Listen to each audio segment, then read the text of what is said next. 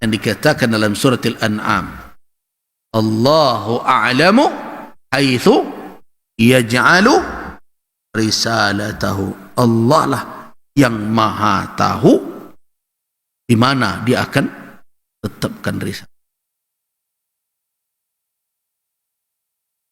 Tapi kemudian ada hikmah yang kita dapat. Ternyata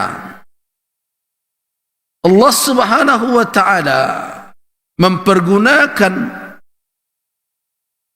bahasa Arab sebagai bahasa wahyunya. Hari ini terbukti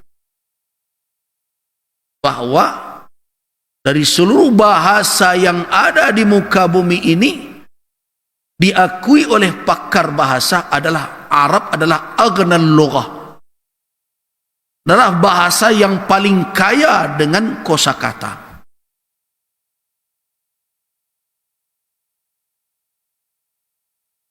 Tidak bisa dipungkiri, Arab adalah bahasa yang paling kaya.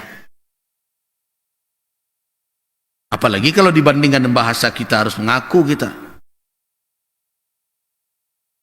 Anggota tubuh kita saja, saya pernah katakan, ada yang dalam bahasa kita sulit kita untuk mengungkapkannya. Dalam bahasa Arab jelas.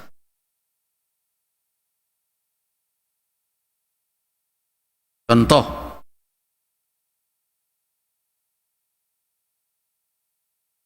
dari siku ke ujung jari saja, kalau kita bagi, ini kan ada ruas-ruasnya ya, dari siku sampai pergelangan tangan, kira-kira apa namanya?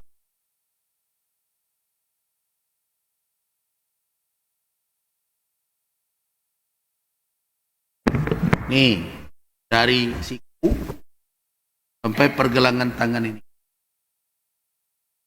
apa namanya? Asta ini sampai ke sini, dengan nih, tangan ini. Nah, cobalah cari.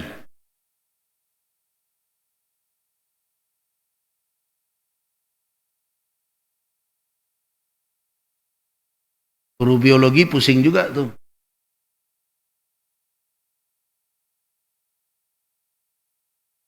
Kalau kita lihat dalam fiqhul lughah bahasa Arab ada,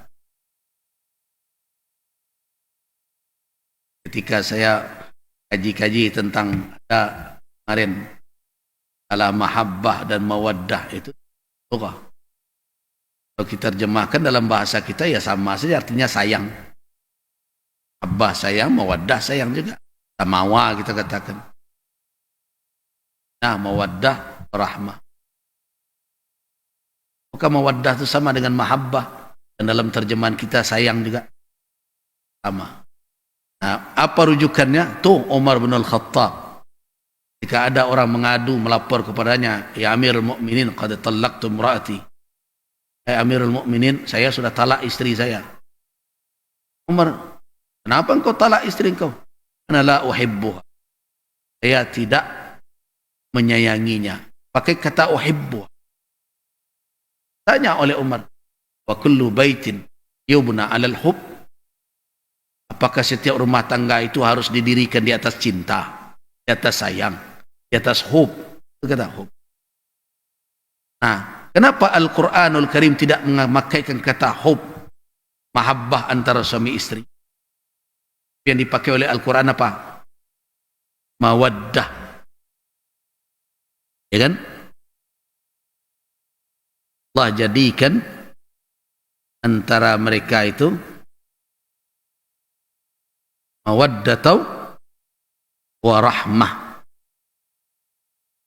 Cara kamu perhatikan nih, Ar-Rum ayat 21, min ayatihi khalaqa lakum min anfusikum azwajan litaskunu ilaiha wa ja'ala bainakum mawaddatau wa rahmah. Apa bedanya mawaddah dengan rahmah? Nah, dalam bahasa Arab itu jelas ada kajian fiqhul lughah namanya. Nyata antara ada furuq lughawiyah, ada perbedaan antara mahabbah dengan mawaddah. Nah, muncullah analisa penggunaan, oh ternyata mahabbah itu adalah cinta yang bercampur dengan syahwat. Dan itu bisa hilang. Mawaddah itu cinta yang lebih luas dari itu. Bisa ibo. Manusia pada batas tertentu syahwatnya bisa saja padam. Cinta masih ada. Apa alasannya tuh? Bahwa habis umurnya dek mengamen awak. Nah, cinta. Tapi ketika itu tidak lagi syahwat yang menjadi warna yang menonjol. Nah, itu contoh. Nah, berbeda kan mahabbah dengan mawaddah. Itu makanya kata Umar, apakah setiap rumah tangga dibangun di atas cinta yang kamu sebut itu? Hari ini anak-anak muda di sinalah terjebaknya. Walaupun yang tidak acok nonton film India, kita pengaruh gaya itu gitu ya. Cinta. Memang sampai bilo cinta itu bisa dimakan. Nah, di dalam Islam Allah jadikan mawaddah. Nah, wuddun berbeda dengan hubbun. Nah, itu bahasa Arab. Bahasa kita tidak sama saya artinya. Nah, termasuk tadi adonan tidak ada bagai. Nah, itu salah satu hikmah. Allah pilih bahasa Arab sebagai bahasa wahyunya karena ada hikmah di balik itu. Nah, tentu ketika Nabi dipilih sebagai utusannya Muhammad, sebagai rasulnya, khatamul anbiya wal mursalin, ada hikmah di balik itu. Dan hikmah itu ada sebagian yang terjangkau oleh akal manusia dan ada yang tidak. Kenapa?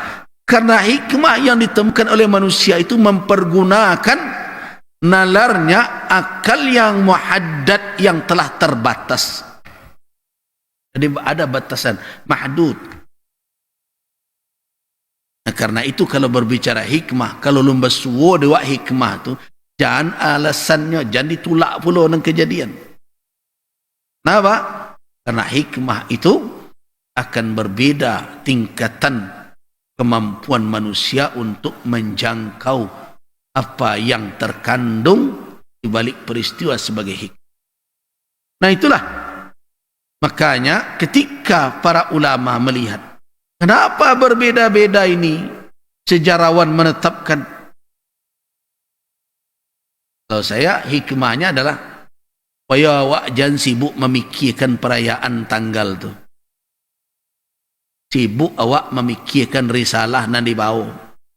Nah, kini nan terjadi awak sibuk maulid Nabi, dan Nabi entah di mana-mana. Petunjuk beliau entahlah dipakai dan tidak.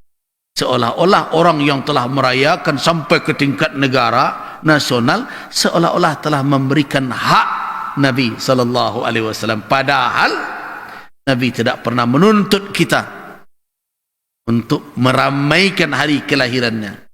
Yang dituntut oleh Nabi apa? Mengikuti petunjuk dari syariatnya. Cobalah bawa-bawa pulang itu renung-renung.